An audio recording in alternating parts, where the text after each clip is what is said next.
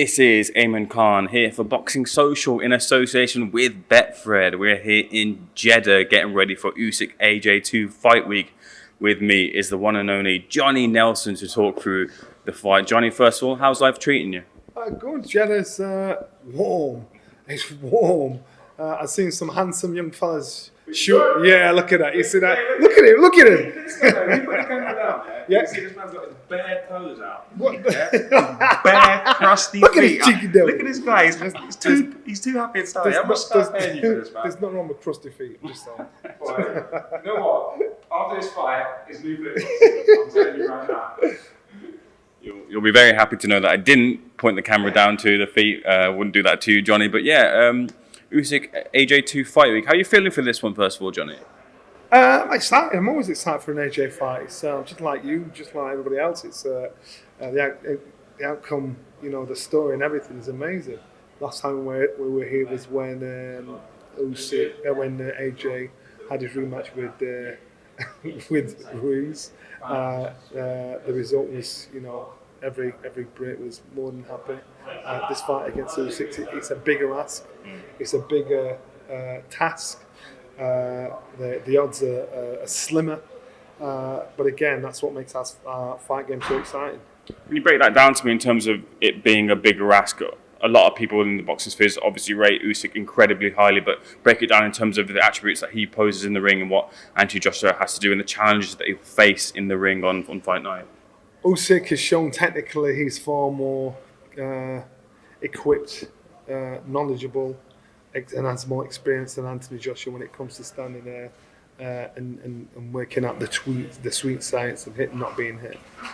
In saying that, you've got to wait for that fraction of a minute, that fraction of a second, for a fighter to make that, for that kind of fighter to make a mistake, so you can capitalise on it. You've got to hope that kind of fighter picks the wrong game plan to fight you. AJ's shown that he has the power, he has the skill, the determination. Thanks, that's one. The determination to fix a plan if it didn't work the first time. I think Usyk showed in the first fight when AJ tried to match him for boxing ability that he was not even the same part. So AJ now needs to revert back to what got him to where he was before in the first place. He may have made a more rookie mistake and underestimated Usyk, and it's okay for everybody to be super smart now saying, "How can you do that, you idiot?" But did they say that before?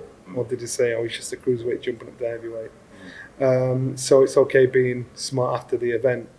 AJ's had to learn that lesson and suffer the consequences from the general public, from the fight fraternity, and from himself of being smart in himself. Can he pull it off? Yes, he can. Is it going to be easy? No, it's not. Because he's in there with a clever, experienced fighter. And Usyk, again, will walk away and think, well, this is what I have to do. This is what worked the first time. And so what he's got to do, he's got to also change tactics a little bit because he knows Anthony Joshua coming into the fight this time. If we rewind back a short bit, Anthony Joshua's on the lookout for new coaches, or he's looking to go to coaches' gyms over in America, over in here as well, to pick out a new game plan for the rematch. And he visited a number of different coaches, and he settled on Robert Garcia and Adolf Fernandez. What do you make of the link up with Robert Garcia being in addition to the team? And was there any kind of coaches that you say maybe I might have thought he might have gone with him, or that could have added something? We all have an opinion. We can all say this would have been better for you. The only person that knew what was better for Anthony Joshua was Anthony Joshua. It's got to be someone he trusts, feel comfortable with, he understands, that can get that message across. I'm quite sure it was very hard to leave Rob McCracken. And people will speculate and try and stir it up a little bit on some that they're being bad feeling or not. I don't know.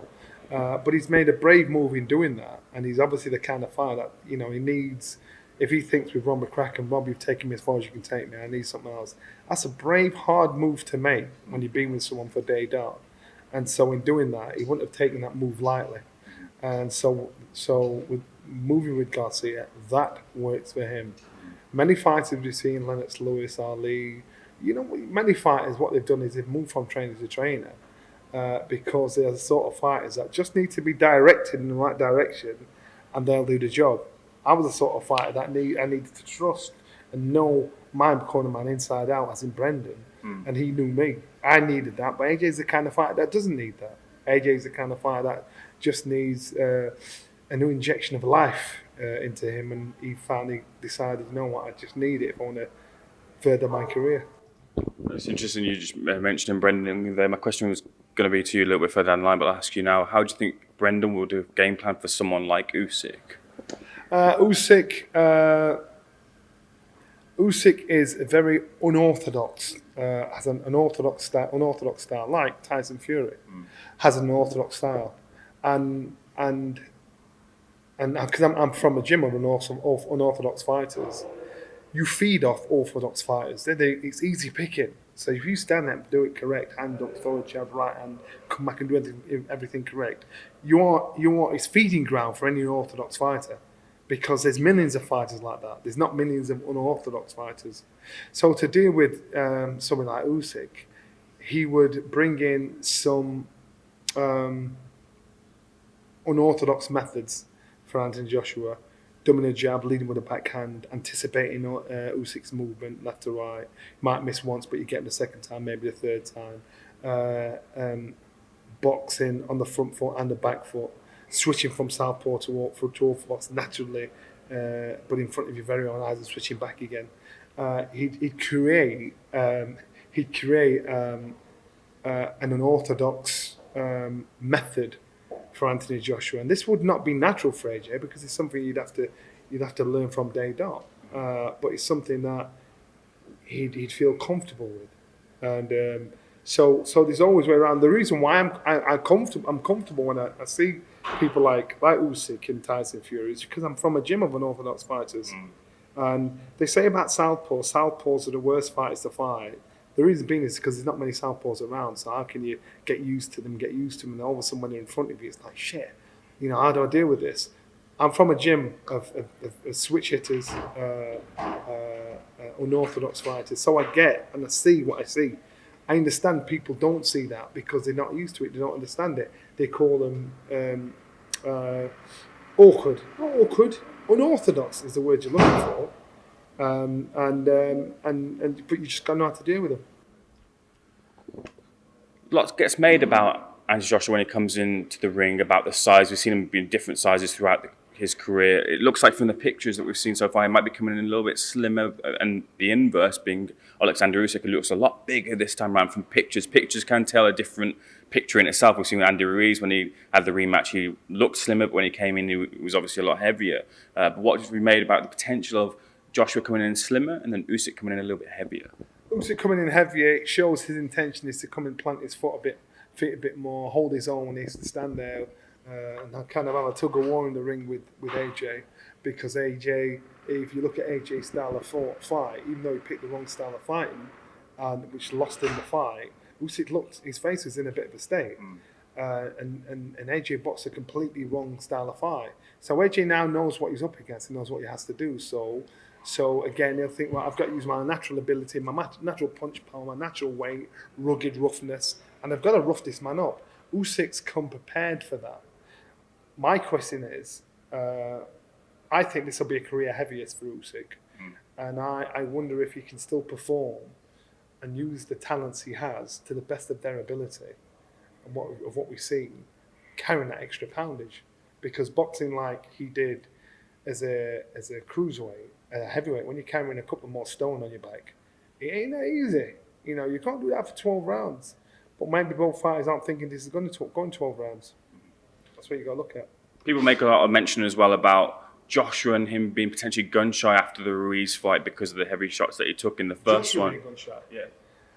No, I think as a heavyweight, once you get hit once, you can get hit. Gun shy, you won't get in there again if you're gun shy. You'll probably be more aware of what is capable of happening. But if you're going to throw the dice, especially at this level, you can't go in there gun shy. And obviously, if he was gun shy in the last fight and he lost, he can't afford to go in there gun shy again. Remember, AJ, again, once again, people thinking, is he going to fight him straight away like they did against Ruiz? Is he going to go somewhere else and fight somebody else and come back a couple of fights down the line? He said, no, I ain't doing that. I know I did wrong. I know what I have to do right. So, again, he ain't going shy, and he just knows he's been in the trenches, he's had to dig deep and come out on the other side. Johnny, as a fighter, though, if you do lose, let's say in the instance that he has lost confidence as a fighter, how difficult is it to bring confidence back to a level especially in the magnitude of the fight and fight week that this fight does have? Well, if he has lost confidence, after this fight, he'll walk away because in this game, you can't be in this kind of level of fighting and have no confidence. Your confidence gone because you get exposed on a massive scale, and it's something that it's a knee-jerk natural reaction where people could tell in a heartbeat. That's not even an issue. It's not an issue at all. It's just the losses have made him question the decisions he's made. So the decisions he's made of the reason why he's lost fights. He'll understand his mentality coming up to the last Ruiz fight, Usyk fight. He'll understand the attention, the precision, the preparation he did in the last fight. He'll understand what he did wrong. I'm quite sure he's watched the last fight a million times over. Got hit and thought, damn, I should have done this, I should have done that. Now I'm sure he's done that. So now he's equipped with all that information. He's got to go in there again. And if he loses again, that's when he's seriously got to think about, right, what is my next move? Where do I go? Yeah, strong comments. I saw the Twitter clip on Skyview saying if he loses, maybe he'll walk away. Do you not feel there are still big fights out there? Oh, yeah. There's massive fights out there for Anthony Joshua, without a doubt. But again, is it in his DNA to be a backing dancer? I keep using that word. What I'm saying is to be an also-run, like, want to say, yeah, I'm here, but I'm not as good as the rest. He isn't. You have journeymen in our sport, in our fight game, that don't get paid a lot of money, but they make a living out of being journeymen. Anthony Joshua's a millionaire with pride. He's a millionaire that has come into this fight game to succeed and do something outstanding, and so therefore, knowing there's somebody in your division, that can and will beat you every time you come up against him, then that's a different drive or motivation. So remember, there's Tyson Fury, there's Deontay Wilder. He doesn't know if those guys can beat him. He thinks he can beat them. So he can live on that. I can beat these guys, yeah. It's not been proved I can't. But he's lost Usyk once. If you lose to him again, that changes your hunger. It changes your mindset, because no matter what you do, there's somebody out there that can beat you. So why am I here? Should Anthony Joshua get the win at the weekend, which obviously we were plotting to do, how big of a win is that, and where would you place him on the pound-for-pound rankings? It's his career best performance. Blitzes the Klitschko fight, because that kind of put him around the map to say, wow, you've dethroned a champion that wasn't at his best in his career, but for the talent you have, it evened out well. But getting in there with Usyk and beating Usyk, I think this is his career-defining fight, because it says this guy is a 3-time heavyweight champion of the world. It shows that this young man, with the little experience he has as a professional heavyweight fighter, look what he's achieved. To me, it's career-defining more than anything and everything, because Usyk's a good fighter, and Usyk, to beat him, that's good props. Even within the fight game, you look at this guy's pedigree. If you want to question the opponents, the pedigree of opponents Anthony Joshua's had, you ain't got no argument left with this one, because this guy's done everything. Would you rate him above Tyson Fury if he did get the victory over Usyk? I'd rate the win. I'd definitely rate the win without a doubt. Would I rate him over Tyson Fury? I can do that. Tyson Fury's never lost. He's never lost, so that's how it is. So until they fight each other, no, I can't do that. Interesting that Tyson Fury has now, he's affirmed his retirement here, and he's given up the Ring Magazine belt. He's got some time on his hands to let the WBC know what he's going to do there. But do you feel that we get the winner of this fight versus Tyson Fury? Do you feel the retirement's real? Yeah. If the businessmen behind it, the show, want to do this, it'll happen. Tyson Fury's giving up a belt. Tyson Fury's one of the few fighters that is bigger than the belt. If you had two heavyweights fighting for that Ring Magazine heavyweight belt, and you had on Saturday night in the Hilton